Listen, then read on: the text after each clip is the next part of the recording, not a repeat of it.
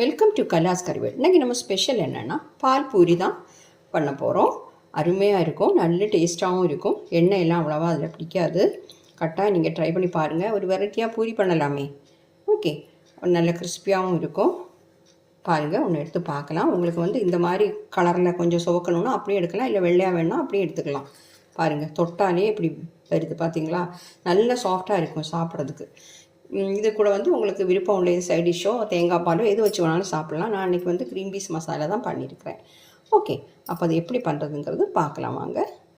அப்போ அந்த பால் பூரி பண்ணுறதுக்காக நான் வந்து ஒரு மிக்ஸி ஜார் எடுத்துருக்கிறேன். இதில் வந்து ஒரு கப்பு அரிசி மாவு, அது எந்த பாத்திரத்துக்கு வேணாலும் உங்களுக்கு எடுத்துக்கலாம். இப்போ இந்த கப்புக்கு தான் எடுக்கணும்னு கிடையாது. ஒரு டம்ளர், ஒரு சின்ன பவுல் எதுக்கு வேணாலும் எடுத்துக்கலாம். அதே அளவுக்கு நம்ம வடித்த சாதமும் சேர்க்க போகிறோம்.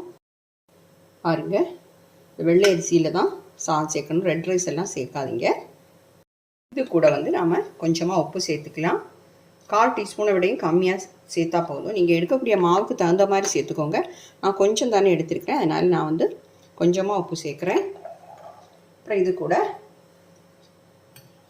பால் வந்து நம்ம எவ்வளவு மெஷர்மெண்ட்டு, எவ்வளவு நம்ம மாவு எடுத்தோமோ அதோட பாதி அளவு எடுத்துக்கோங்க. இதை வந்து கொஞ்சமாக பால் சேர்த்து நல்லா அரைச்சி எடுத்துடலாம். பாருங்கள், நான் அவ்வளோ பாலையுமே சேர்த்துட்டேன். ஒவ்வொரு அரிசி ஒவ்வொரு மாதிரி இருக்கும் அரிசி மாவு, அதனால் அந்த பால் வந்து இப்போ அவ்வளோ சேர்க்க வேண்டியதாக வந்தது. இல்லைன்னா உங்களுக்கு கொஞ்சம் மீதி வரும், இல்லை கொஞ்சம் கூட தேவைப்பட்டாலும் கொஞ்சமாக சேர்த்துக்கலாம். இதை வந்து ஒரு பவுலுக்கு சேர்த்துட்றேன்.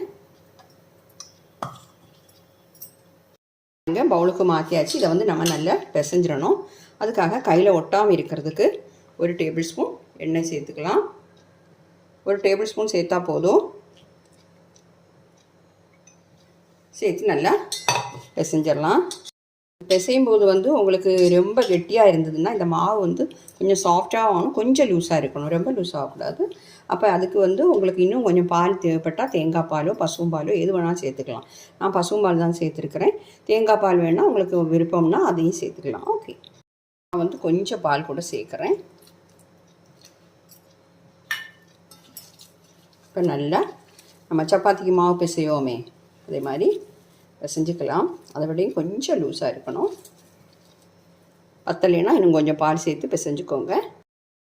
பாருங்கள், மாவு இந்த மாதிரி நல்லா பிசைஞ்சுக்கோங்க. பார்த்திங்களா, நல்லா சாஃப்டாக ஆகிடுச்சி மாவு. நான் சொன்னது மாதிரி உங்களுக்கு மாவு ரொம்ப டைட்டாகிடுனா கொஞ்சமாக பால் சேர்த்துக்கலாம், பசும்பாலோ தேங்காய் பாலோ அதே மாதிரி சேர்த்துக்கலாம். இல்லை உங்களுக்கு லூஸ் ஆகி போச்சுன்னா நீங்கள் முதல்ல பாலை விட்டு மாவு ரொம்ப லூஸ் ஆகிட்டுன்னா கொஞ்சமாக மாவு கூட சேர்த்துக்கலாம். ஓகே, இப்போ வந்து நம்ம மாவு